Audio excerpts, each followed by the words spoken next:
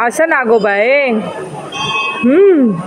असं म्हणतात, जिथे स्वयंभू शिवलिंगाचे स्थान असेल तिथे तलाव, धबधबा, नदी यापैकी काही ना काहीतरी पाण्याचा स्रोत हा असतोच.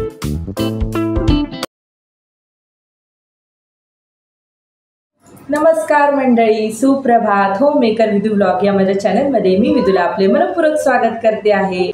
तर आज आपण आता कुठे चाललो आहोत? देवळात. देवळात. कोणत्या देवळात?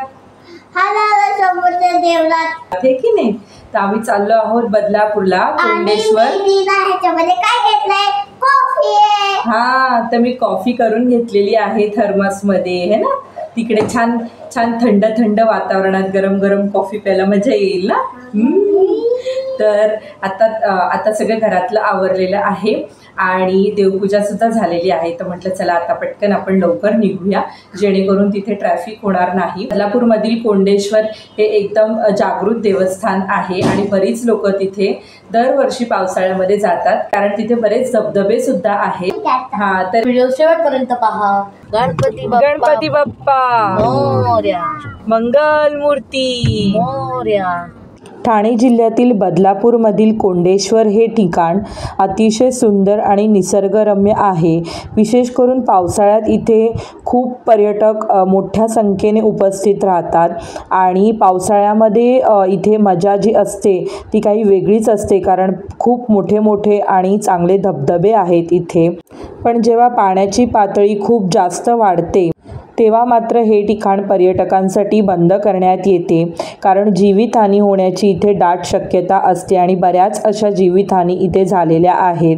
खरं तर काही धबधबे खरंच खूप चांगले आहेत, पण काही धबधबे जे आहेत त्यांची जी खोली आहे ती अजूनपर्यंत कळलेली नाही आहे, त्यामुळे इथे जीवितहानी होतेच.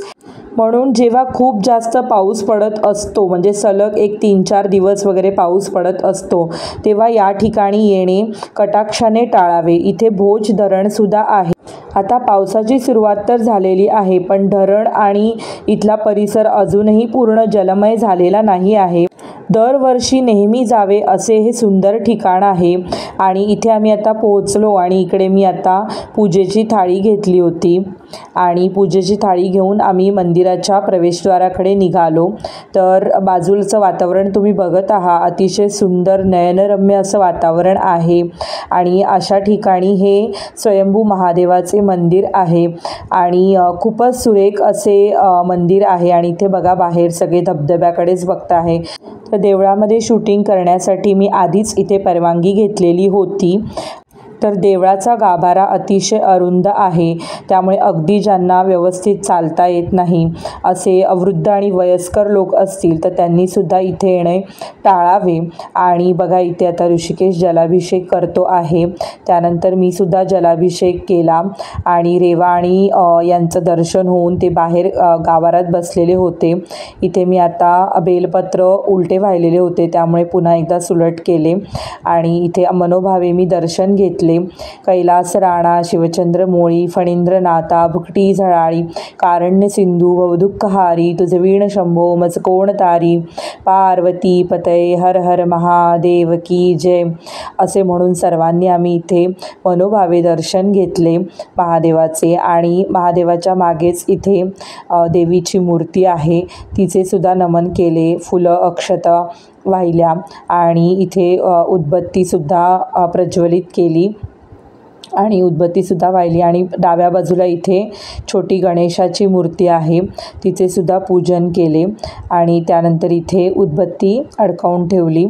बाहेरचा हा जो परिसर आहे तो मनाला अतिशय भुरळ घालणारा आहे.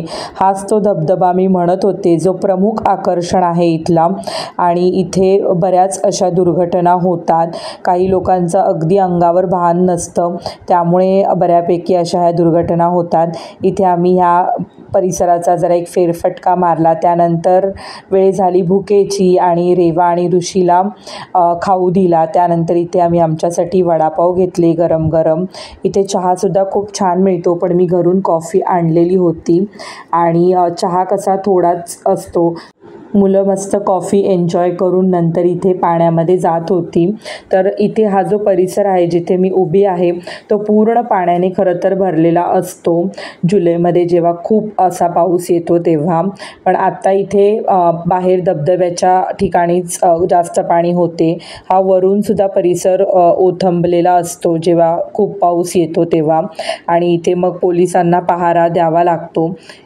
इथे बाहेर जे शिवलिंग ठेवलेले होते तर रेवा तिथे नागोबाची पूजा करत होती आणि तो नागोबा असा वरून फणा निघाला म्हणून मग ती परत काढून ठेवायला सांगत होती. आणि इथे असं बघा नागोबा करतो असं दाखवत होती ॲक्शन करून. तर तिला फार आवडतं असं करायला. आणि मग तो नागोबा माझ्याशी का बोलत नाही आहे वगैरे असं सगळं विचारत होती आणि हर हर शंभोला सांगत होती की माझ्याशी बोलायला सांग. त्याच्यानंतर नंदीच्या कानात पण सांगत होती आम्हाला सर्वांना सुखी ठेव. त्यानंतर इथे थोड्याच अंतरावर बाहेर आल्यानंतर समाधी आहे आणि इथे या समाधीला आम्ही निघालो होतो. आणि बाजूचा परिसर बघा अतिशय सुंदर आहे आणि हा पूर्ण परिसर पाण्याने भरलेला असतो जेव्हा खूप जोरात पाऊस असतो तेव्हा सतत. आणि बघा अतिशय सुंदर असं नयनरम्य ठिकाण आहे.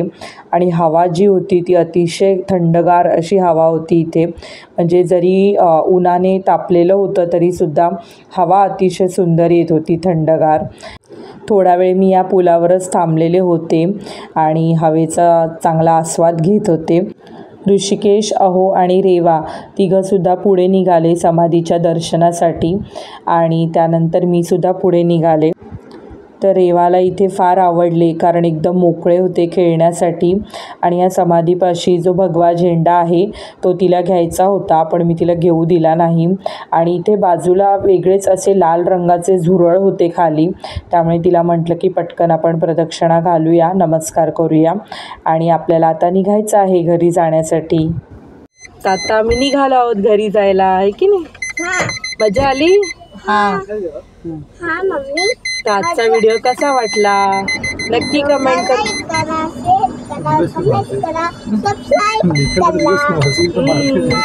पुन्हा भेटूया पुढच्या व्हिडिओमध्ये.